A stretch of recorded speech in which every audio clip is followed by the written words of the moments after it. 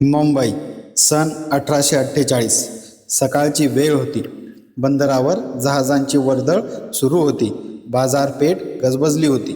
व्यापाऱ्यांची लगबग, बैलगाड्यांचा आवाज आणि समुद्राच्या लाटांचा मंद गजर यामध्ये शहर जागे होत होते.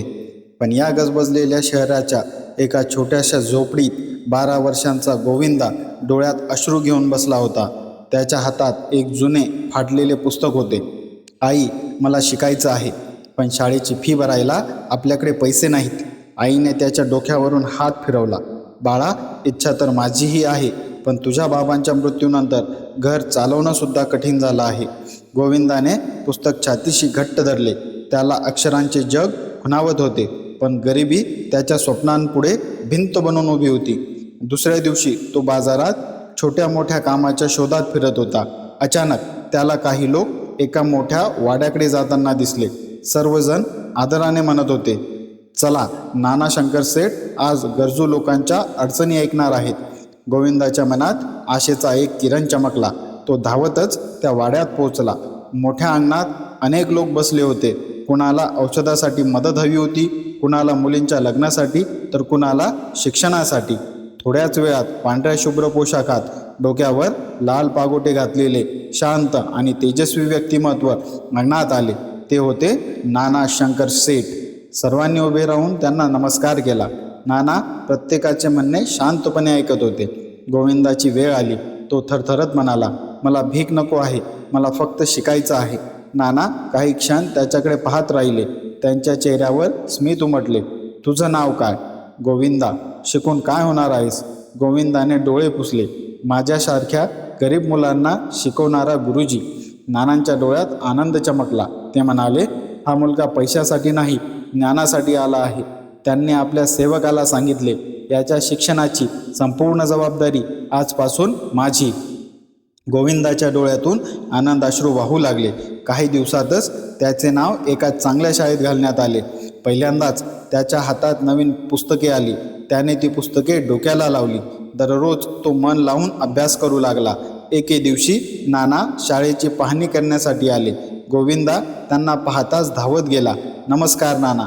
नाना हसले. अभ्यास कसा चाललाय? खूप छान. लक्षात ठेव, पुस्तकातलं ज्ञान फक्त स्वतःसाठी वापरू नकोस, समाजासाठी वापर. गोविंदाने मान डोलावली. काही महिन्यांनी मुंबईत एक मोठी चर्चा सुरू झाली. रेल्वे येणार आहे म्हणे. काही लोक हसत होते. लोखंडाची गाडी धावेल. अशक्य. काही जण म्हणत होते धर्म बिघडेल, तर काही म्हणत होते लोकांचा नाश होईल. गोविंदाने हा विषय नानांना विचारला. नाना, लोक इतका विरोध का करतात?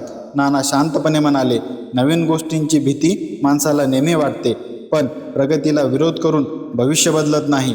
मग रेल्वे खरंच येईल? नक्की येईल, आणि एक दिवस संपूर्ण भारताला जोडेल. गोविंदाला त्यावेळी त्याचा अर्थ समजला नाही, पण काही वर्षांनी 16 एप्रिल 1853 मुंबई ते ठाणे हजारो लोक रेल्वे पाहण्यासाठी जमले होते. धुराच्या लोटांसह इंजिनाने शिट्टी मारली. लोकांनी आनंदाने टाळ्या वाजवल्या. गोविंदाच्या डोळ्यासमोर नानांचे शब्द तरळले. प्रगतीला विरोध करून भविष्य बदलत नाही. त्या दिवशी त्याने मनाशी ठरवले, मीही समाजासाठी काहीतरी मोठं करणार. वर्षे सरत गेली. गोविंदा मोठा झाला. तो शिक्षक बनला, पण त्याने गरीब मुलांकडून कधीही फी घेतली नाही.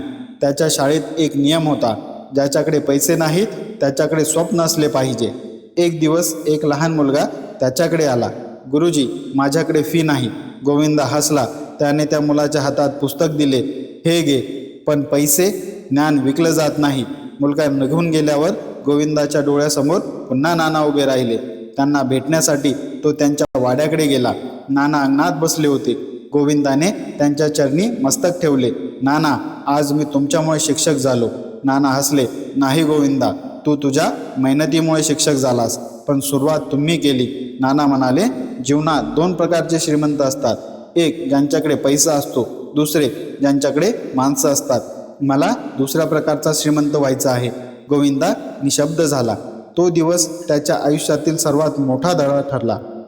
काळ पुढे सरकत राहिला.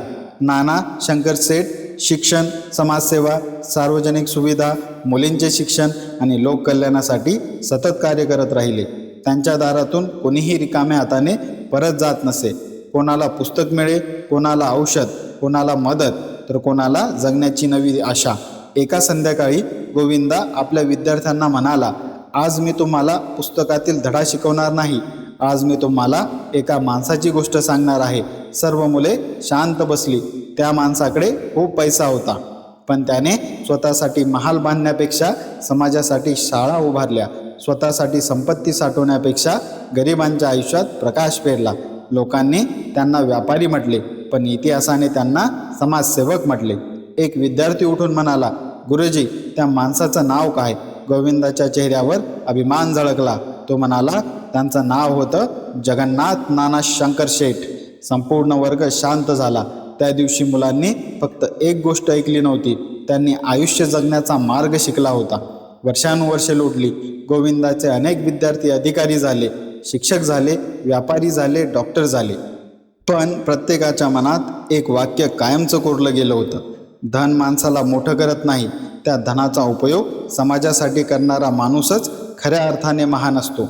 आजही जेव्हा भारताच्या सामाजिक, शैक्षणिक आणि सार्वजनिक विकासाचा इतिहास लिहिला जातो, तेव्हा नाना शंकर शेठ यांचे नाव आदराने घेतले जाते.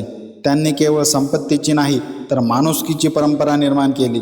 त्यांनी दाखवून दिले की एका व्यक्तीची दूरदृष्टी लाखो लोकांचे भविष्य बदलू शकते.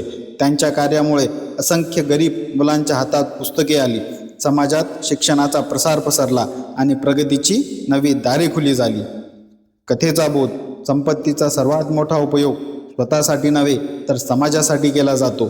शिक्षणाचे दान हेच सर्वश्रेष्ठ दान आहे आणि दुसऱ्याच्या आयुष्यात आशेचा दीप लावणारा माणूसच इतिहासात अजरामर होतो. मित्र आणि मैत्रिणींनो, ही कथा तुम्हाला आवडली असेल तर लाईक करा, शेअर करा, कॉमेंट करून तुमचं मत नक्की सांगा आणि आमच्या चॅनलला सबस्क्राईब करा. कथा पूर्ण ऐकल्याबद्दल तुम्हा सर्वांचे मनपूर्वक धन्यवाद. जर या चॅनलवरती आपण नवीन आला असाल तर बेल नोटिफिकेशन नक्की सुरू करा. त्यामुळे येणारा प्रत्येक नवीन व्हिडिओ सर्वात पहिले तुम्हाला ऐकायला आणि वाचायला मिळेल. भेटूया पुन्हा अशाच एका नवीन कथेसोबत. धन्यवाद.